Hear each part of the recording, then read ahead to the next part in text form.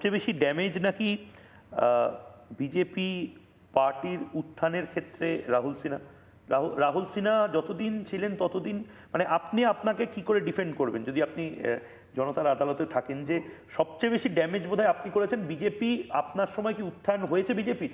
ওই তো বললাম 2%-এর নিচে ভোট ছিল আমি যখন ক্ষমতায় এসেছি, মানে যখন প্রেসিডেন্ট হয়েছি, আর 34%-এ গিয়ে ছেড়েছি পার্টিটাকে। একদম পাটিগণিতের জায়গা থেকে বলছেন? একদম, মানে ভোটের অঙ্ক থেকে বলছি, ভোটের অঙ্ক থেকে বলছি। অতএব সেই কারণের জন্য এই যে দীর্ঘ সময়, আমি যখন প্রথম প্রেসিডেন্ট হলাম, হওয়ার পরে একটা বন্ধ ডাকলাম।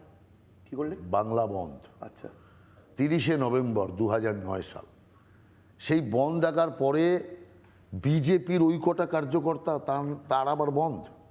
আর তখন পেপারে বিজেপির খবর দিত, একটা ধরুন 4000-5000 লোকের প্রোগ্রাম করলাম, চারিদিক থেকে জোর করে লোকজনকে এনে সবাইকে জুড়ে, সেই প্রোগ্রামের পর আমরা পেপার ঘাঁটতাম কোথায় খবরটা আছে। এক আধটা পেপারে দেখতাম নেই, তখন তো পেপারের সংখ্যাও ছিল কম, 3-4টে। কোন সালে বলছেন? 2009। তার আগে তো পেপার খুলে দেখলাম এইটুকু একটা ছোট্ট খবর দিয়েছে যে বিজেপির আইন অমান্য, বুঝলেন, 4 লাইন। ওইটা দেখে আনন্দ পেতাম, এই দিয়েছে দিয়েছে দিয়েছে দিয়েছে, তো আনন্দ পেতাম এইরকম।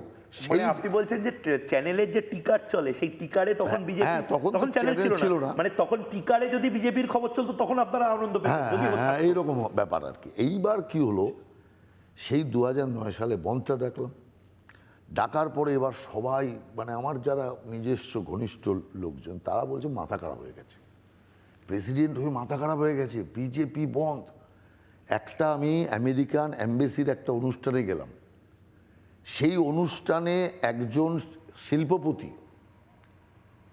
আমি নামও বলতে পারি, সবাই চেনে, JK শরাফ, সে পুরো শিল্পপতি, চিফ সেক্রেটারি, ডিজি সব ঘিরে ছিল, তার মাঝখানে আমাকে একজন ডেকে নিয়ে গেল।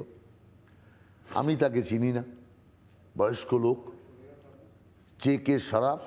সে হঠাৎ করে আমাকে দেখে এমন ক্ষেপে গেল যে বিজেপি পার্টিটাকে তুলে দেওয়ার জন্য আপনি এসছেন।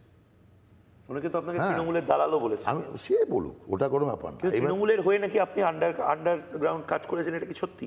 না, বাজে কথা। আমি সবচেয়ে বেশি তৃণমূলের বিরুদ্ধে ছিলাম, এই জোটের বিরুদ্ধে ছিলাম। আমি মনে করি ওই জোটই আমাদের সর্বনাশ করেছে। মানে তৃণমূলের সাথে জোট আপনি চাননি? কখনো না। মানুষ তো ভাবে যে আপনি, না, মানুষ ভাবে না, কিছু সমালোচক লোক ভাবে।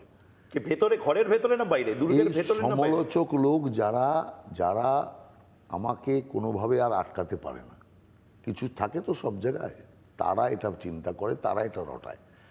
কারণ আপনি জানবেন প্রতিকূলতা সব জায়গায় আছে, সেই জন্য তারা দেখে যে এই লোকটার মদ খায় না, গাঁজা খায় না, মেয়ে ছেলের দোষ নেই, কোনো কেলেঙ্কারির কোনো চিহ্ন খুঁজে পাচ্ছে না, তা কি করবে?